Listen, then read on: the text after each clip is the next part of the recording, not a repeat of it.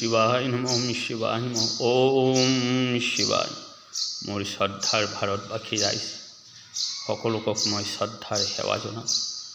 আৰু বিশেষ কথা হ'ল যে মই কেইটামান আজি কথা ক'ম। যদি কথাখিনিত মোৰ ভুল চুল হয়, অপৰাধ হয়, নিজৰ সন্তান ভাবি মোক ক্ষমা কৰিব। কিয় আজি হ'ল আমালোকৰ আনন্দৰ দিন। আজি 15 আগষ্ট আৰু ভাৰত আজিৰ দিনত স্বাধীন হৈছিল। আৰু কথা হ'ল যেতিয়া নেকি ইংৰাজক খেদিছিল তেতিয়া কোনো জাতি ধৰ্ম বৰ্ণ নাছিল। সকলোৱে একটাই কথা আছিল যে আমি ইংৰাজক খেদিম আৰু সকলোৱে মিলি আজি ভাৰত স্বাধীন কৰিছিল।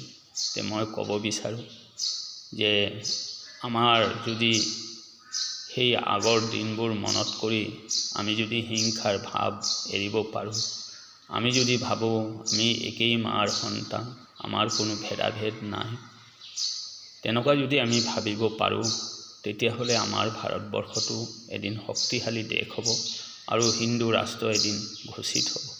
তে মই ক'ব বিচাৰোঁ যে আজি যি আমাৰ ভাৰতৰ এই স্বাধীনতা আনি যিমান মহান মহান বীৰে আজি শ্বহীদ হৈছে, তেওঁলোকৰ কাৰণেও মই শ্ৰদ্ধাৰ সেৱা জনাইছোঁ।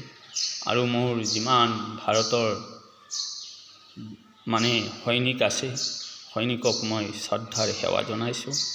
আৰু কথা হ'ল যে আজি যে ভাৰত স্বাধীন কৰি আনিছিল মহান বীৰ নেতাজী সুভাষ চন্দ্ৰ বোস, তেওঁৰ মই শ্ৰদ্ধাৰ সেৱা জনাইছোঁ। মোৰ ভাৰত মাতাৰ জয় হওক, মোৰ ভাৰত মাতাৰ জয় হওক, মোৰ ভাৰত মাতাৰ জয় হওক। ওম শান্তি, ওম শান্তি, ওম শান্তি।